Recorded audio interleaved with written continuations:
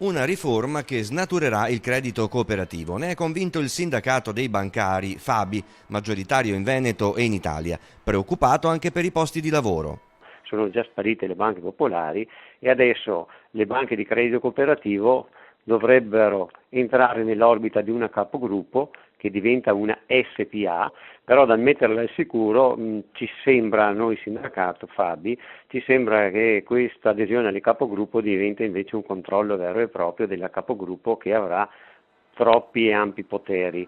Quindi abbiamo il timore che da gennaio del 2019 le banche di credito cooperativo non abbiano più l'autonomia che hanno prima e non potranno più servire come prima il territorio. Il passaggio da micro a macro per queste banche presenta anche una macro anomalia.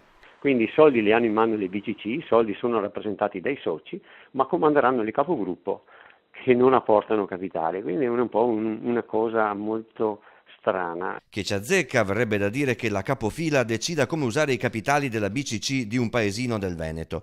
Ci azzecca con il controllo sui capitali impegnati, i prestiti, le esposizioni e alla fine il bilancio. Ma in Germania, evidenzia Azzolin, le BCC fanno una sorta di mutuo controllo dei bilanci, collaborando tra loro ma rimanendo autonome e sempre di riferimento per famiglie, artigiani e agricoltori. Cioè il 90% della clientela bancaria italiana è formata da piccoli risparmiatori, commercianti, artigiani, il 10% statisticamente è rappresentato da diciamo, le grandi aziende. Noi banche di credito cooperativo dobbiamo continuare a seguire la nostra fetta di mercato che è quel 90% di piccola clientela, siamo delle piccole banche.